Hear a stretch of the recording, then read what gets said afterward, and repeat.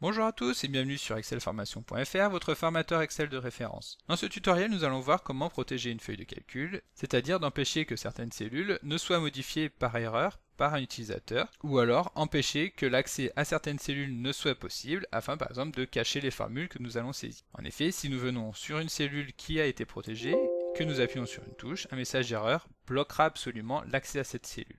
Et donc comme vous trouverez très régulièrement de nouvelles vidéos sur la chaîne, pensez à vous abonner pour ne manquer aucune astuce et devenir rapidement un pro d'Excel.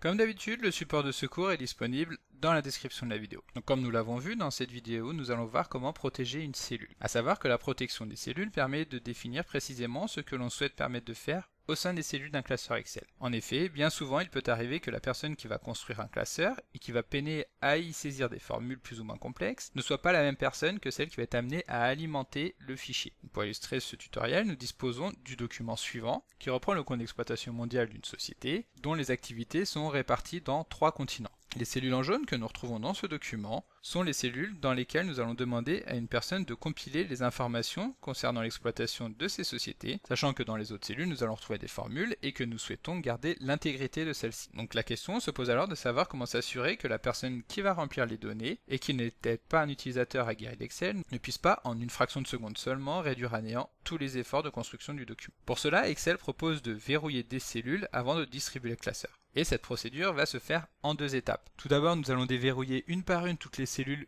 dont nous souhaitons laisser l'accès complet, puis nous protégeons la feuille de calcul. Donc tout d'abord, nous allons sélectionner les cellules à déverrouiller, sachant que par défaut, toutes les cellules d'une feuille de calcul sont verrouillées. Pour nous en rendre compte, nous sélectionnons une des cellules dont nous souhaitons autoriser l'accès complet, puis nous effectuons un clic droit afin de choisir Format de cellule. Dans la fenêtre qui s'affiche, nous choisissons l'onglet Protection, et nous voyons ici que la cellule est verrouillée.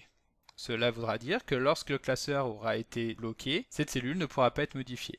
En revanche, il suffit de la décocher pour que le verrou de la feuille de calcul n'ait aucun effet sur cette cellule. Ensuite, cette opération est à recommencer pour toutes les cellules du classeur. Évidemment, il est possible de sélectionner tout un groupe de cellules pour les traiter tout en même temps. Pour cela, il suffit de maintenir la touche CTRL enfoncée lorsque nous sélectionnons des plages de cellules qui ne sont pas adjacentes. Puis nous recommençons l'opération faite juste avant, Format de cellule. Et ici, nous décochons l'option verrouiller. Donc maintenant que nous avons modifié les attributs des cellules pour lesquelles nous souhaitons laisser la possibilité d'effectuer des modifications, nous allons devoir protéger la feuille afin de sécuriser la saisie de toutes les autres cellules du classeur. Pour cela, il suffit de se rendre dans le menu Révision du ruban, puis de choisir simplement Protéger la feuille. Dans cette fenêtre, nous pouvons dans un premier temps choisir ou non de mettre un mot de passe. Celui-ci sera alors demandé pour pouvoir débloquer la feuille. Si nous saisissons un mot de passe, une seconde fenêtre nous demandera de le confirmer. Il suffit de ressaisir le même mot de passe et de cliquer sur OK.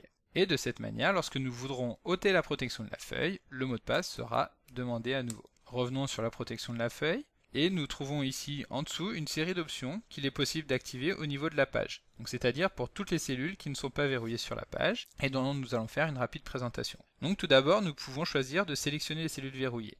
Donc c'est-à-dire celles pour lesquelles nous avons laissé la coche activée dans les réglages. Si nous désactivons cette option, il sera impossible de les sélectionner. Nous pouvons également choisir de sélectionner les cellules déverrouillées. Puis nous pouvons choisir de laisser la possibilité de modifier le format des cellules, des colonnes et des lignes, sachant que cette option a un effet sur l'ensemble des cellules du classeur. Ensuite, nous pouvons choisir de laisser la possibilité d'insérer des colonnes, des lignes ou des liens hypertextes, encore une fois sur l'ensemble des cellules du classeur, de permettre la suppression des lignes et des colonnes, de permettre d'effectuer des tris, d'utiliser des filtres, de pouvoir utiliser des tableaux croisés dynamiques sur la feuille, sachant que si cette case n'est pas cochée, il sera absolument impossible d'actualiser les données d'un tableau croisé dynamique sans déprotéger la feuille. Et enfin, nous pouvons laisser la possibilité de modifier les objets et les scénarios. Voilà, donc ici vous voyez les options que j'ai l'habitude de laisser cocher, ce qui évitera d'avoir des feuilles de calcul inutilisables.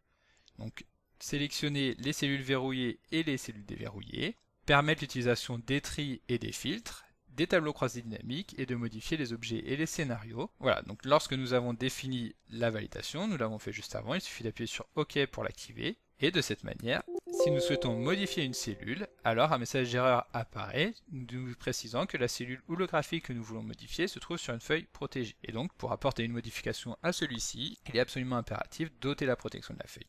Nous cliquons sur OK, et nous l'avons vu tout à l'heure, pour retirer la protection, nous revenons dans le menu Révision du ruban, puis nous cochons ôter la protection de la feuille.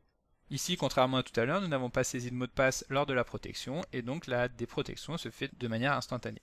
Alors attention, tout à l'heure nous avons vu qu'il était possible d'insérer un mot de passe dans la protection, mais il faut toujours garder à l'esprit qu'aucune protection n'est réellement infaillible, d'autant plus que la déprotection des feuilles de calcul est très simple et il suffit d'effectuer quelques recherches pour comprendre comment effectuer cette opération. Et voilà, donc comme d'habitude vous pouvez télécharger le support de secours en suivant le lien que vous trouverez dans la description de la vidéo. Si la vidéo vous a plu, n'oubliez pas de la liker et de la partager, et vous pouvez également me laisser vos impressions dans l'espace des commentaires. Et évidemment, si ce n'est pas encore fait, abonnez-vous à la chaîne pour ne manquer aucune astuce.